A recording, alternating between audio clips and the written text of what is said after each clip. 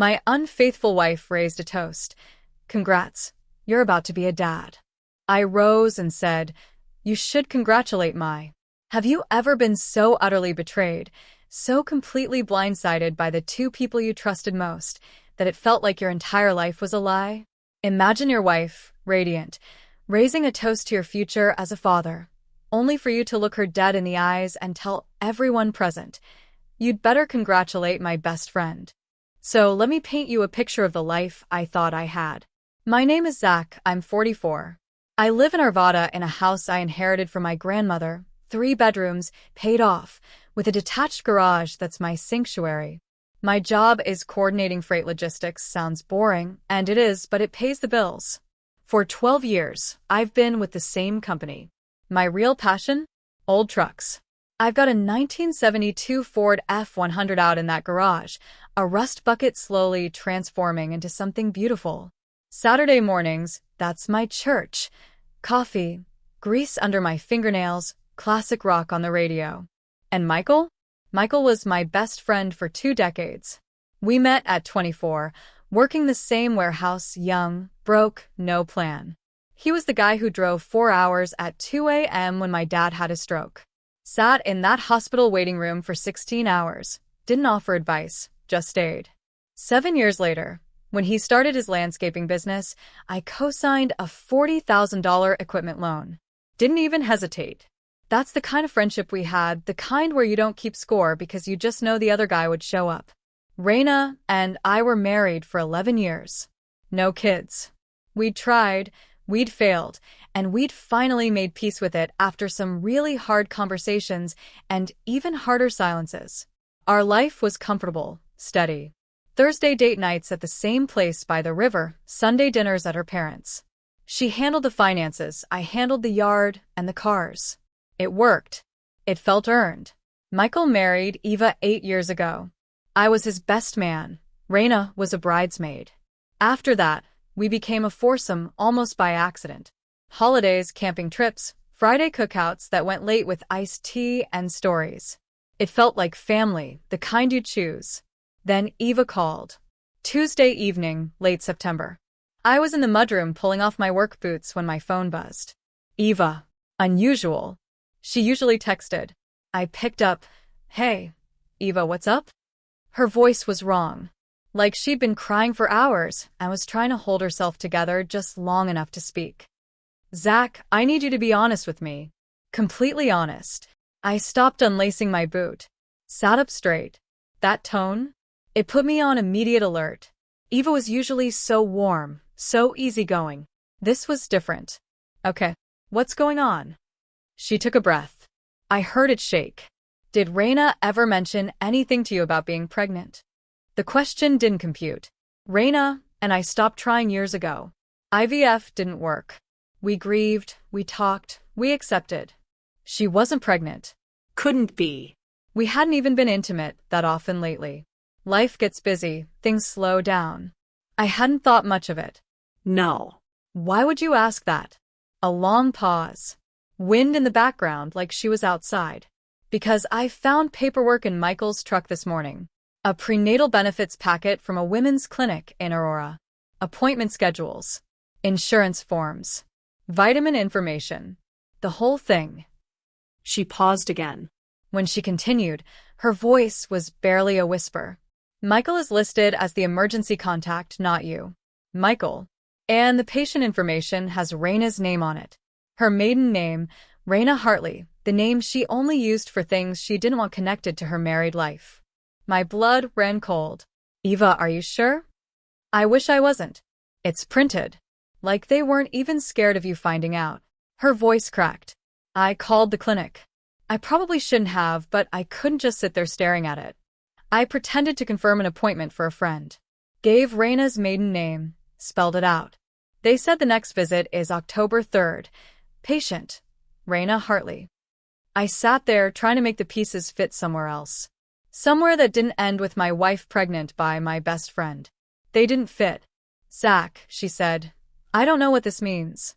Maybe there's an explanation, but I needed to tell you before I figured out what to do on my end. I told her I appreciated the call. Said I'd look into it. We agreed to talk again. I hung up and just sat in that mudroom for 20 minutes, staring at the chalkboard where Raina wrote grocery lists, trying to rearrange reality into something that made sense. It didn't rearrange. That night, Raina came home. Administrative coordinator at the hospital, steady job, good benefits. She kicked off her shoes, kissed my cheek, asked about my day. Started pulling things out of the fridge for dinner. Same routine as 1,000 other nights. "You're quiet tonight," she said. "Long day," I told her. She smiled like that solved it. Good. "I need you steady right now." "Yeah," I said. Steady. Except now I was looking for cracks. And once you start looking, they show up everywhere. The way she angled her phone away when she texted.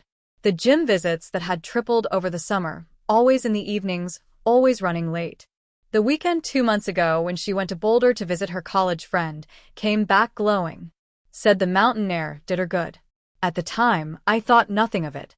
Now, it looked like something else entirely. She moved around the kitchen, the same woman I'd looked at for 11 years, but now there was something else under all of it. I didn't sleep that night. Just lay there in the dark, listening to her breathe, wondering how long she'd been someone I didn't actually know. The next morning, I called in sick. My supervisor asked if everything was okay. "Stomach thing," I said. "Should be fine tomorrow." I waited until Raina left for work, watched her car disappear. Then I drove to Aurora. The clinic was in a nice building off Havana Street. Prenatal Partners. Expensive and discreet.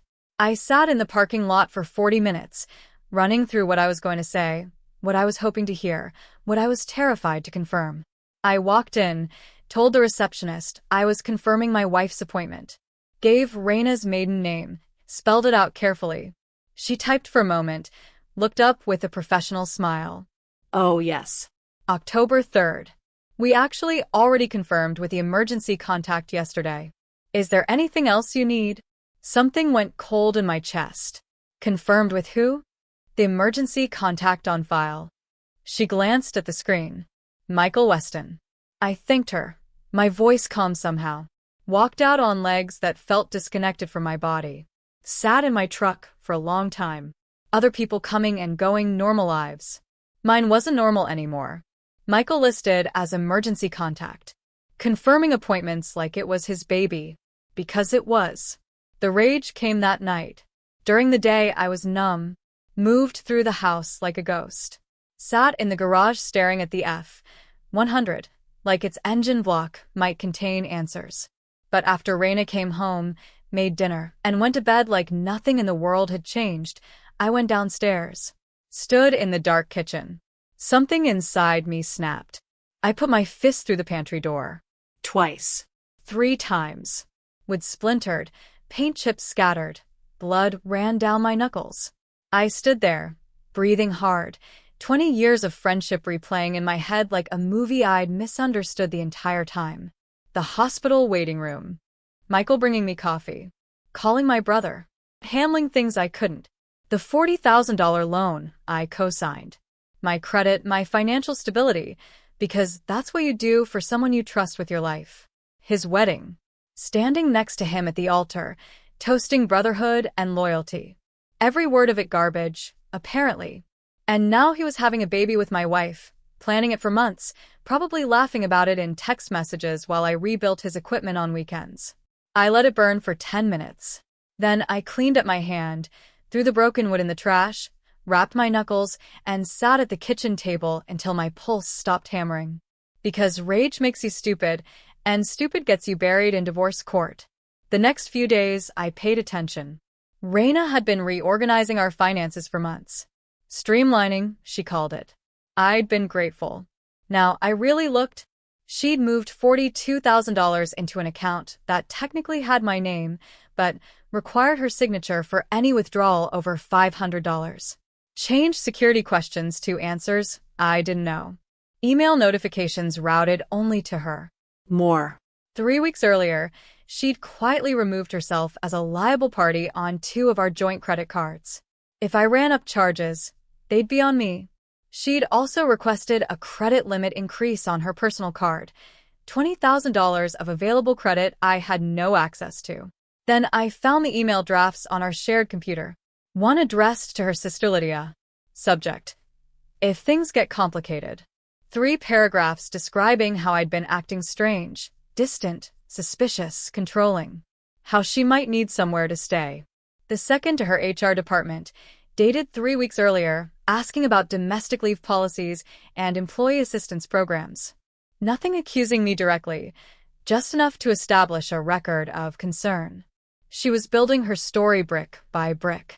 The unstable husband narrative.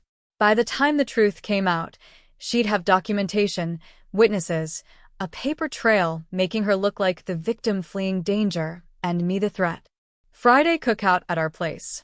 Michael and Eva came over like always. Burgers on the grill, iced tea. Same routine we'd done 100 times. I saw Michael differently now. The way he avoided my gaze. His hand lingering on Raina's shoulder when he handed her a drink. The small, private smile they shared when they thought nobody was watching. Around 9, I went inside for more charcoal. Michael followed. He leaned against my workbench, arms crossed. Hey man, you doing okay? I kept my back to him, moving bags around. Fine. Work stuff. Raina mentioned you've been distant. She's worried about you. My hand stopped. I turned slowly. He had that concerned friend face on. Practiced. Sincere looking. Worried about what? I asked. Michael shrugged. That you'll react to what?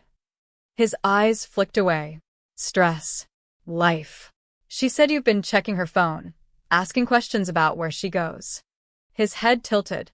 That's not like you, Zach. I felt my jaw clench.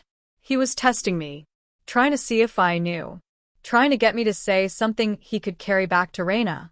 I looked him in the eyes. Maybe I'm just tired. He held my gaze a beat too long, then nodded, clapped my shoulder. If you ever need to talk, brother, I'm here. He walked back outside. I stood in the garage for another minute, hands shaking. Not from fear, but from the effort of not putting him through the drywall right there. I wasn't giving them that scene. Not yet. The following Tuesday, Raina tested me. I came home, and she was in the living room, her phone out, angled toward me. Hey, where were you? Her voice was casual. Too casual. Work. Traffic was bad on I-70. You were late. I tried calling. Phone was in my bag. You always answer, she said. Not always. She tapped her phone once. Okay, just don't make this harder than it needs to be. Yeah, I said. Same. She watched me, waiting, phone still in her hand. I walked past her to the kitchen without another word. That night, when she was in the shower, I checked her phone. Recording app downloaded. Fresh install, no recordings yet. But it was there, ready. She'd been trying to bait me into something she could use. Thursday, I met Eva at a coffee shop.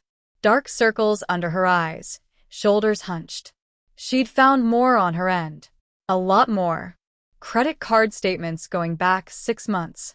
Charges at hotels, restaurants. A jewelry purchase that never turned into a gift for her. Text messages on his phone going back 8 months. Not just flirty stuff, explicit messages. Planning. Coordination. She showed me screenshots. I didn't want to look, but I needed to see exactly what I was dealing with. The messages laid out the whole plan. Raina had texted Michael in June. We need to time this right. If I announce too early, he might demand a test before the birth. Michael's reply. So, we wait until it's obvious. Do it somewhere public. Lots of witnesses. Raina. Thinking your anniversary dinner. Everyone we know will be there.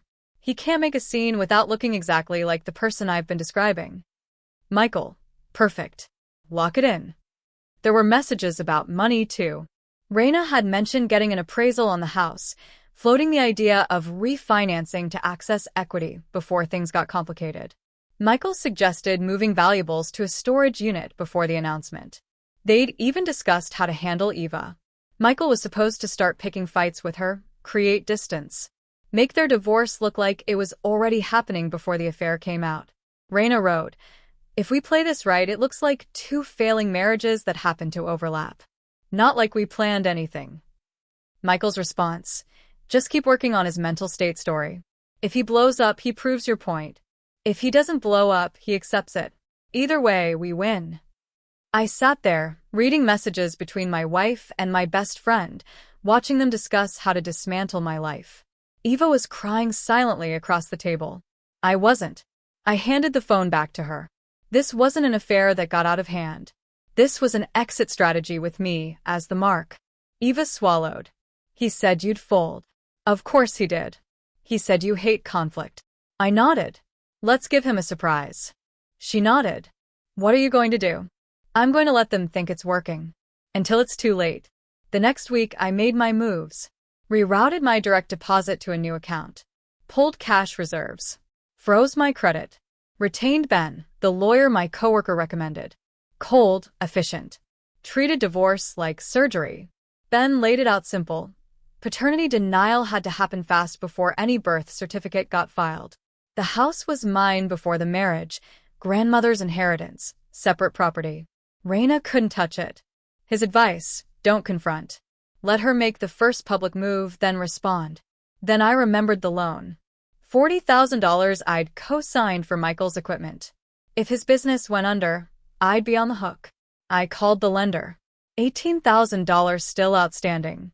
Ben sent them formal notice that I'd be monitoring the account and would pursue recovery against Michael directly if payment stopped. Put them on alert. That same week, I handled the rest. Changed beneficiaries on my retirement accounts and life insurance. Raina's name came off. My brother went on. Removed her as emergency contact at work. Moved my grandmother's photo albums and the original deed to the house to a safe deposit box. The F-100's title, too. That weekend, I drove by the storage unit Raina had rented. Couldn't see inside, but I knew what was there. Things she wanted out before everything blew up. I also found an appraiser's card in her purse. Called the number. Pretended to confirm. He said Mrs. Harper had requested a market valuation last month for refinancing purposes. Refinancing my grandmother's house, property in my name alone. She was trying to build a paper trail, establish some claim to something that was never hers. Michael and Eva's 8th anniversary dinner was scheduled for Saturday night. Steakhouse downtown, private room, 20 people. Close friends, some family, a few business contacts. Raina spent the whole week preparing. New dress, hair appointment, nails done. She was glowing, the way pregnant women glow when they're ready to share news. Except she wasn't sharing news. She was springing a trap. This was the stage they'd picked. 20 witnesses who'd known us for years, who'd believe Raina's version if I reacted badly. Who would remember the crazy husband who couldn't handle good news about a baby. Thursday night, Michael showed up at my house unannounced. I was in the garage, working on the F-100's ignition system. Heard his truck, door slammed, footsteps. He walked in through the side door, like he always had for 20 years. Got a minute? I sat down the socket wrench, wiped my hands. What's up? He stood with his hands in his pockets, looking at the oil stains on the floor. Wouldn't meet my eyes. Man to man. I want to make sure we're solid before Saturday. Why wouldn't we be? He shifted his weight, glanced up at me with that concerned look. Raina says you've been off lately. She's scared. Zach, this is me doing something. I stared at him. Do something like what? I don't know. He held my gaze. That's what scares her. She's in a delicate place right now. She needs support, not suspicion. The audacity of it hit me like a physical blow. Standing in my garage, telling me my wife needed support from him. The man who'd been sleeping with her for 8 months while I rebuilt his carburetor and covered his loan payments when he ran short. I felt my hands clench, pulse hammering in my neck. Every instinct screamed to grab him, slam him into the workbench, beat the confession out of him right there. Make him explain how he could do this to someone who'd been there his entire adult life. But that's exactly what they wanted. Something Raina could describe to her HR department. Something Michael could tell the friend group at Saturday's dinner. Proof that I was exactly the unstable, dangerous man they'd been painting me as for months. I wasn't giving them that. Not yet. I forced my shoulders to relax. You should go. Zach, I'm just trying to help. If something's bothering you, we can talk about it. That's what brothers do. The word brothers hung in the air. 20 years of history in that one word. All of it garbage now. He held up his palms, backed toward the door. All right. Just know I'm here for you. I didn't move. Just watched him leave.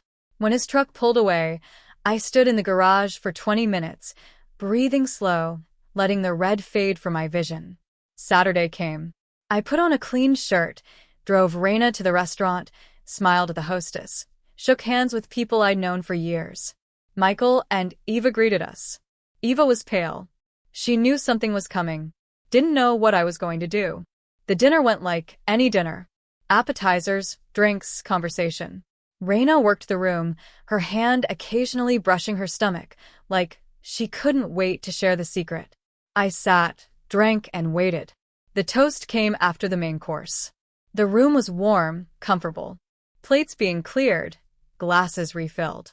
Eva stood first, her chair scraped. Something sweet about 8 years with Michael. Building a life together.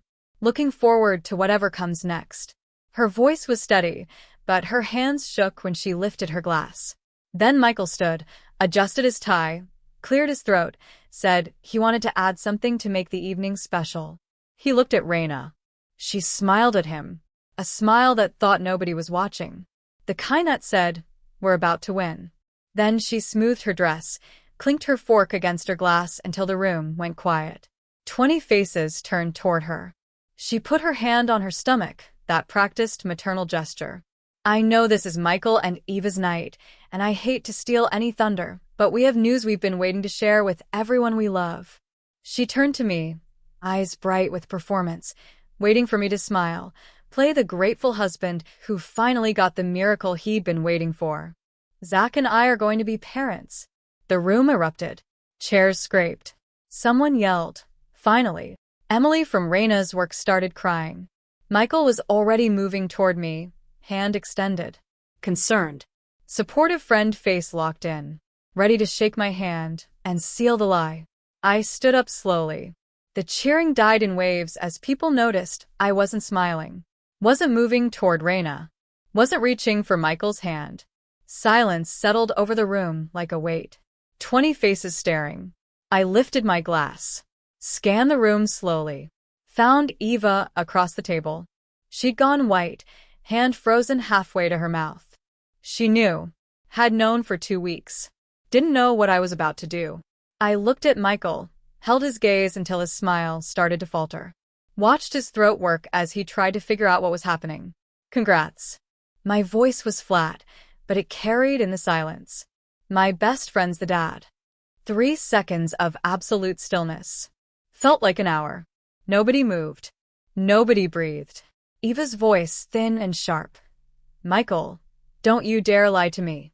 Eva, not here, Michael whispered. Right here, she said. Answer. He didn't. Michael's face cycled through confusion. Recognition. Fear. Calculation. Finally settling on desperate denial. His mouth opened, but nothing came out. His extended hand dropped to his side like someone had cut the strings. Raina grabbed my arm hard, nails digging in. Stop, she hissed, low enough only I could hear. Or what? I asked. Her grip tightened.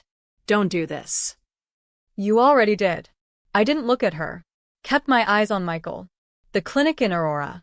The one where you confirmed the appointment. The paperwork Eva found in your truck. The text about locking it in here so I couldn't question it without proving everything she's been saying about me. Someone at the end of the table whispered, "Oh my God." Michael's father just stared, face going gray. Eva stood slowly, her chair scraped against the floor, staring at Michael like she was watching a stranger wear her husband's face. 8 years of marriage crumbling right there in front of everyone who'd attended their wedding. Michael found his voice finally. Zach, buddy, this is crazy. You're confused. Let's go outside. And I turned to Raina for the first time. You wrote emails about my mental state. To your sister. To your HR. You moved 40 grand into accounts I can't touch. You rented a storage unit. Had my grandmother's house appraised for refinancing without telling me. Her face went white. You built the unstable husband story for months. Laid every brick.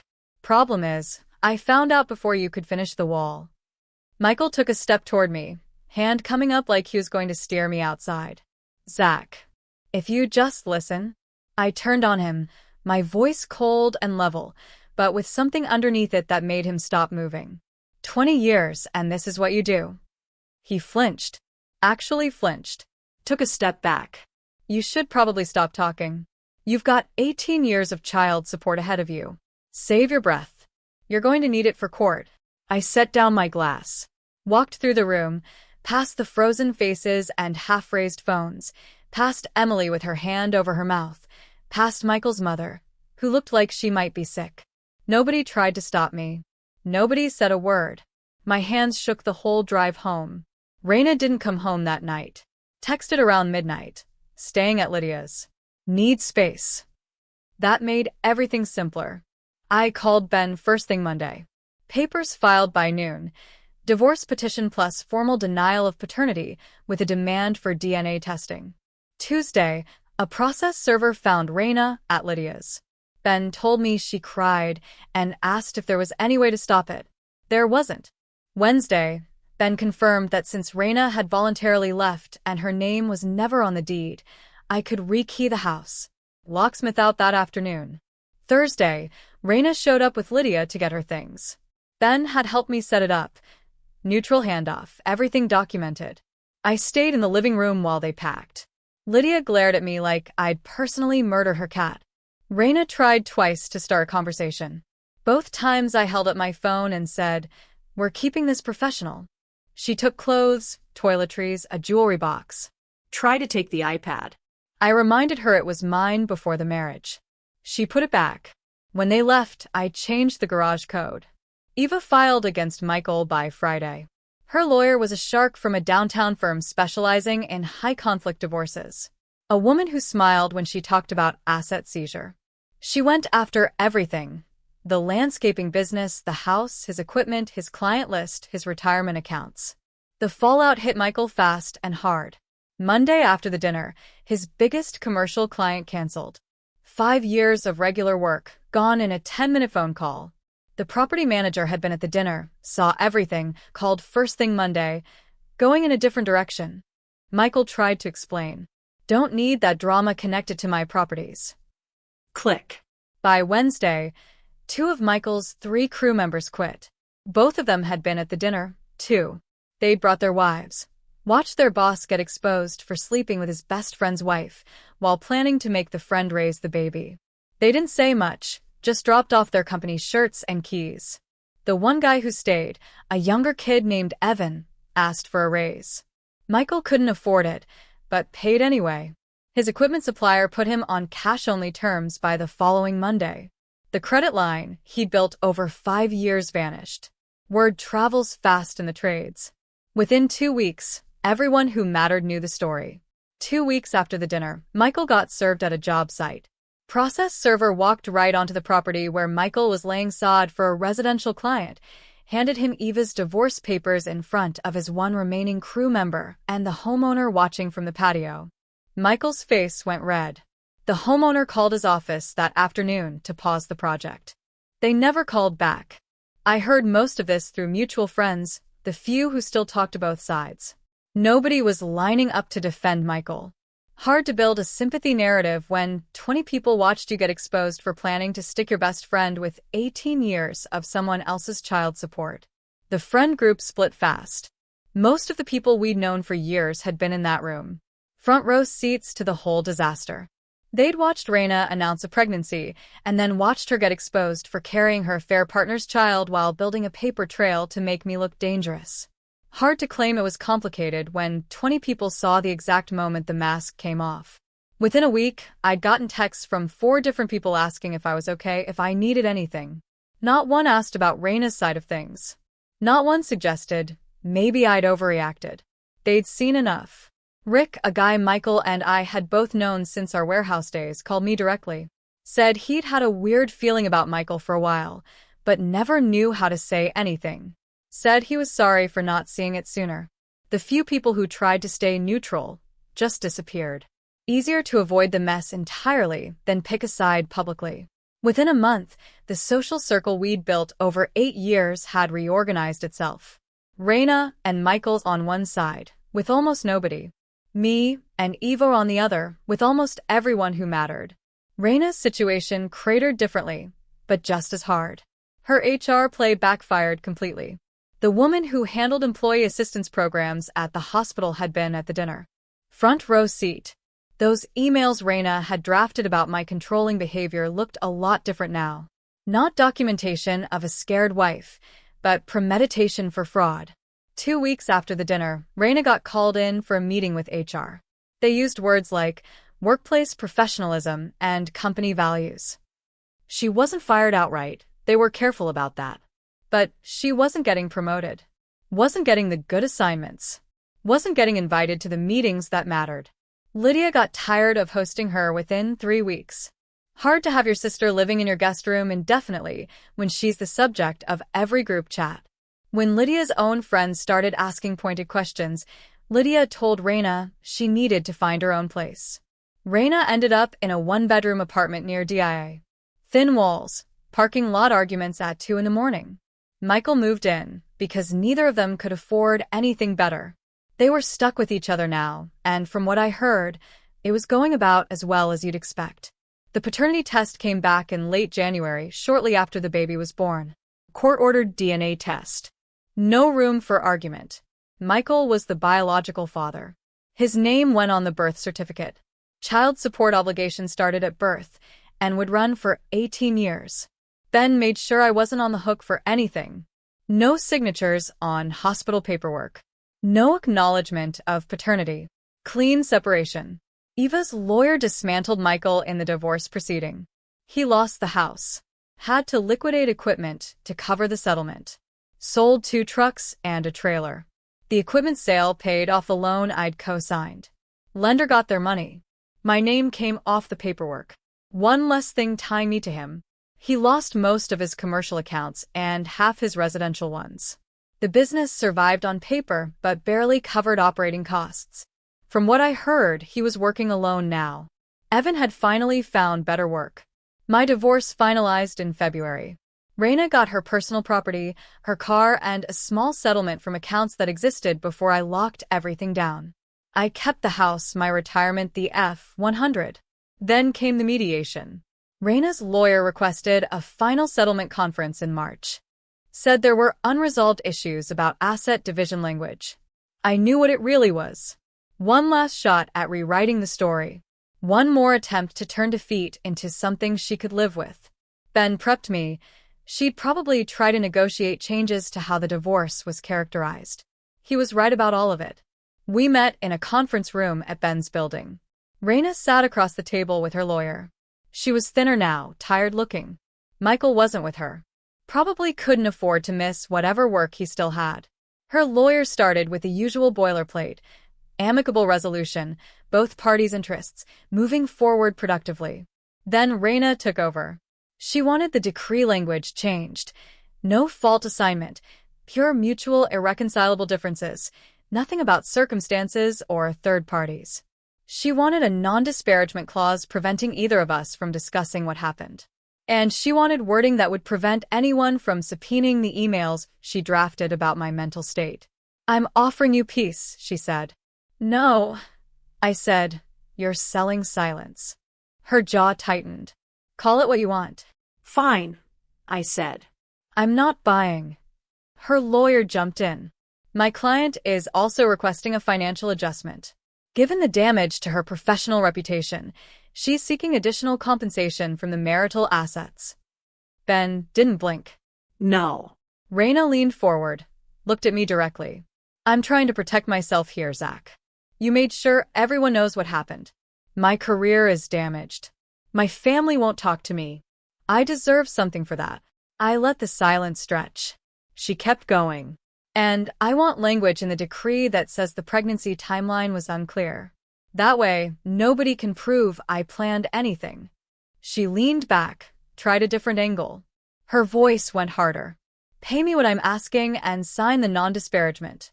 Otherwise, I start telling people you were abusive, controlling, that I was scared of you. I've still got those emails, Zach." HR believed them once. Other people will, too. There it was. The real Reina. Pay me or I smear you. I stood up. We're done. The decree stays as written. You don't get extra money for getting caught. You don't get to pretend the timeline was fuzzy. And if you want to tell people I was abusive, go ahead. 20 witnesses watched you announce another man's baby as mine. See how that story plays. She tried one more angle, voice smaller now. Zach, we were married for 11 years. Doesn't that count for anything? It counted for a lot. You're the one who decided it didn't. I turned to Ben. We done? He nodded, gathered his files. I walked out of the conference room without looking back. Took the elevator down alone, walked through the lobby, and out into the March afternoon. It was over. Michael's got 18 years of child support and a business that barely keeps the lights on. Raina's got a one-bedroom near the airport and a story nobody believes. Me? I've got my house, a truck that runs, locks that only I have codes to. They wanted to write my ending. They don't get a pen anymore. What would you have done in my place? Have you ever had to choose between protecting yourself and exposing a painful truth? Tell me what you think in the comments below. I really want to know.